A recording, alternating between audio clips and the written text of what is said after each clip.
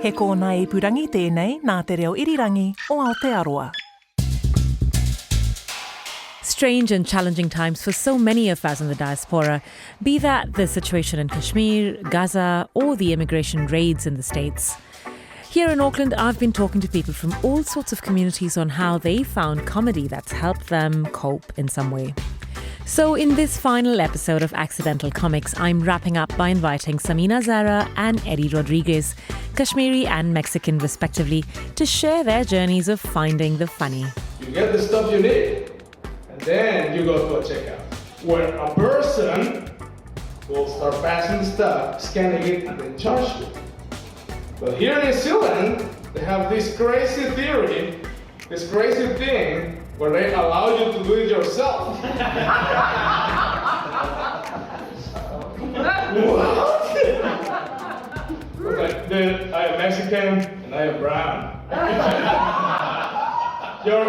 You're asking me here to be arrested. That's obviously a setup. Eddy Rodriguez is a biologist by education in Mexico and now an all sorts and comedian after coming to New Zealand. When you move so far away, at least from Mexico, right, so far away from what you used to call home, or what you knew, and you try to find something that still sort of, anchors you back, something that's still relatable to what you knew. And I think comedy is something. And in Mexico, being able to laugh about everything, it's just sort of the way, we have many things that we just find comic and probably in some other westernized areas wouldn't be that funny, it's a good thing and a bad thing sometimes because we try to make jokes about people, the situation of the country, for instance, how unsafe it can be sometimes. The whole drug situation, it's not unheard of, but we still make jokes about it, right? Trying to be in comedy is a constant war against yourself on the fact that, am I doing this right? Am I being funny enough? How long am I going to be funny? How do I keep finding myself relatable? How do I keep making myself approachable, I guess, right? Because your environment keeps changing as an immigrant, right? Environment keeps moving on. It's not what it was. I've been here in New Zealand for almost 9 years now.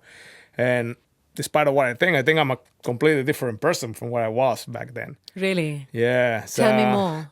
Well, when I first came to New Zealand, I thought it was going to be one of those moves of, you come from a different country and it's going to be so easy for me. It's going to be, I'm used to the bad stuff, Mexico is like playing a video game in super hard mode, right? So New Zealand's going to be like, it's going to be easy mode and stuff.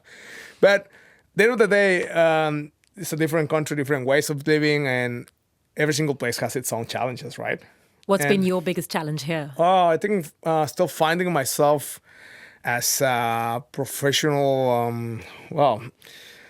As a professional, and in Mexico, I hold my degree as a biologist, right? And I was trying to make myself a career in that. But then I moved to New Zealand. And I was like, probably I want to try something new. But then I was like, no. Why sacrificing that? If I can still do this. But then I gave it a shot and I was like, this is not going to work for me. I was living in a constant stress and I was like, I need something different. And I'm still trying to find that something different, right? And I think comedy sort of provided me with a relief of, a way of fuming that out, that energy of am I doing it right? What should I do next, right? And because I find a lot of happiness, ironically, in making people laugh, But I think finding the right, I tend to be very analytical sometimes of things, especially when I like them. So I try to break down what is the formula for making people laugh. Tragedy plus time, Tragedy plus time. Where did you grow up in Mexico? Very small, tiny town. It's called Zihuatanejo. If you ever watched this movie called Shawshank Redemption. Mm-hmm. I think there's very few people who haven't, really. Anyone that grew up on a healthy diet of HBO in the 90s, that's me. About 100 times. Just recently I watched it and I'm using it as a reference because obviously the name is hard. Zihuatanejo sounds like, I don't know, like a disease or something, right? But no, it turns out it is mentioned in this movie. And it's the place where this guy, the main character, where he, after he escapes jail, that's the place where he goes to. That's the place he goes to sort of, because obviously Mexico is a good place to hide from authorities, right? From justice. So yeah, he goes to see Guatanejo there. Where there's a lot of, gringos anyway. So yeah, he probably Just blends blend in. in. Yeah, he just blends in. Nobody will ask questions as long as he's just, keeping us the money. Yeah. So where exactly is it? So that's on the south of Mexico in the Pacific area. It's a very summer-like place, beach. If you ever watch a Corona commercial, that's probably it's kind of like a smaller Cancun and uglier and less safety. Sounds perfect. So yeah, it's perfect. Yeah. So real Mexico, let's call it. But it's a beautiful town. It's a beautiful small town. You said you don't talk a lot about Mexico and you try and stay away from those stereotypes. But Yeah. I mean, in many ways, it's kind of, do you find that people expect you to make jokes about that stuff? It's easier to crack a joke about like stereotypes and stuff. Like it might be easier for everyone to get it because it's kind of the viral thing for Mexicans to be known for, right? But for people who has probably been over there or has traveled the world even more, I think they expect a little bit more. Who are you hurting with that? Yourself or your whole nation? Your own? Every because I think not just myself now. I feel like I have the responsibility of not just myself but also other Latin Americans. Because as an immigrant, people like you don't have a flag, you don't have a Mexican flag, tattooed to your to your forehead. So people just think like, oh, if they recognize your accent, they'll be like, oh, he's probably from Latin America, and making those sort of jokes now might impact the perspective on some other cultures as well. Indian bureaucracy, though, it's an art form. One of these days, it's going to win the Turner Prize. And then we'll just put it in the British Museum with all the other stolen Indian artifacts. Sameena Zehra does comedy amongst a host of other things. She's known for her show Tea with Terrorists, and the theme of otherness runs strong across all of her work, peppered with that signature Rage Against the Machine. This New Zealand International Comedy Fest, she's back with more of that with her show Homicidal Pacifist. Of course, I'm angry. My question to people when they ask me why I'm so angry is, why aren't you? Like, if you are not angry, you either live in such a world of privilege that nothing affects you and you don't care about anybody else. Okay, good for you. Off you go. I have nothing to say to you. I would like to speak to the people and create community with people who are trying to make things better. These days, raising awareness and triggering discussions around Palestine through comedy has been at the forefront of her work. Very often when I've done gigs, and look, I don't just do comedy, I also do, I sing, I direct, I do poetry and storytelling. And every time I mention it, because it's at the forefront, very often when I come out, people say, thank you for talking about it, because people are scared to talk about it or don't want to talk about it or don't know how to address it. So people are hungry for conversation and for understanding, like we need to recalibrate who we are and what we accept and what lines we are not willing to cross and how do we stop this from happening again. And look, there's a whole generation, there's a younger generation who have grown up in very different circumstances and have spent time with one another in less sort of siloed. So, the kids in this generation that have grown up with their trans colleagues and friends and family and grown up with their not white or not brown or not particular religion. There's and they understand that we are all humans together or we are nothing. Like we are not escaping this. The whole of humanity, the whole of the world is not escaping what has just happened in the last 2 years. There is a reckoning for all of us, and we just need to see where we stand with it. I mean, we're talking about Palestine because it's, I think, the great litmus test of our time, but that doesn't absolve us from talking about Congo or Kashmir or this kind of like lurch towards fascism that we're seeing. And good luck to you if all you want to do is watch maths and decide what your next, color of nail paint you want to put on. And also, look, by the way, you have to do those things as well, because leisure is important in revolution. Laughter is important.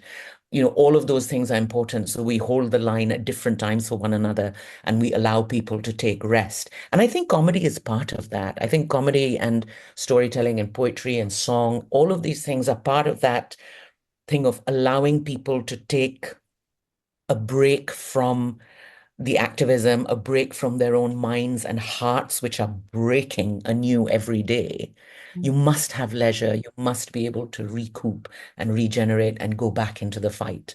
Now, if that's all I'm capable of is providing a little bit of leisure, and that's my place in the revolution, that's what I will do. Yeah, how did you come to comedy? Look, I was an actor, and I was an actor and writer and director and singer, songwriter, la. And then it was a particular time in the UK when there came a point where every audition I was getting was for terrorist mother, terrorist auntie, terrorist sister, terrorist uncle, terrorist dog, terrorist. And I was like, if I get one more audition like this, I'm going to lose it. And I thought, look, what can I do about this? I loved acting and I still love acting. It's a beautiful thing to be able to do. And I thought, I don't want to get bitter about it and I don't want to be angry about it. What should I do? And comedy seemed to be a thing where you can have your own voice in your own way, And also I was petrified of doing it. I thought it's good to do something that I'm very kind of scared of, just standing there alone with my own words, not somebody else's words, not a script, not a director, not a cast, not anybody else around me, and speak for myself, right? And so I did a short course with Tony Allen, who's sort of, we've lost him now, but he used to be the godfather of alternative comedy or whatever that is. I did the short course with him and I did 5 minutes and I thought, oh, wow, this feels a little bit like coming home. And I'll be honest, I'm not a stand-up comic, right? I'm not writing a joke a minute or joke every 30 seconds or whatever it is that proper stand-up comics do. I'm a storyteller and a ranter, and sometimes it's funny. And I'll do it for as long as it makes sense to me, I guess. And as long as people will come and watch it.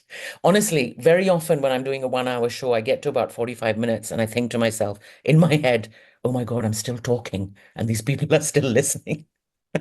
For performers like Sameena, who took to the stage to tell jokes by sheer chance, there's an acute sense of awareness of how their global experiences shape their perspective after coming to New Zealand.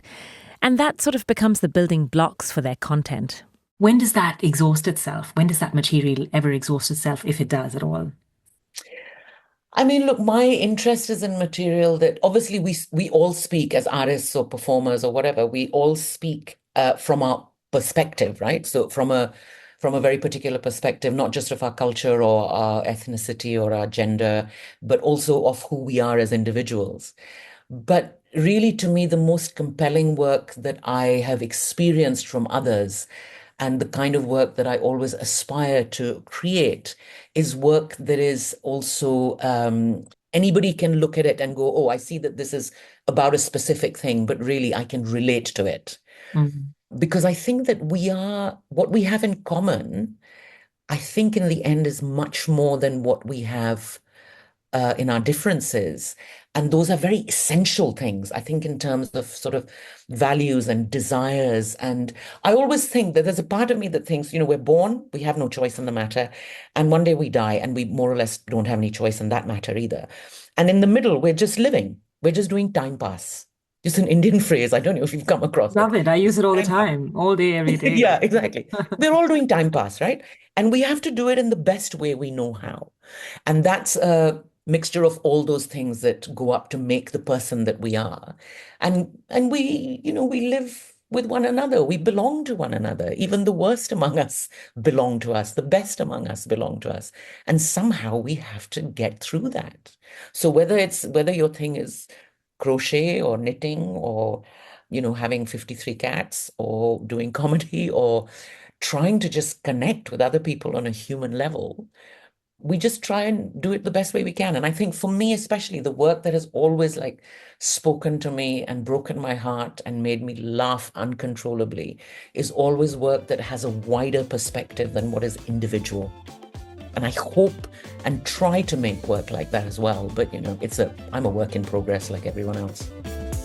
Accidental Comics with me, Kadambari Raghukumar, is a 4-part series featuring funny folk from around New Zealand and from around the world. Here Now is hosted and produced by me each week, featuring global people, global stories from right here in New Zealand. Today's episode of the podcast was mixed by Jeremy Ansell. Thanks for listening.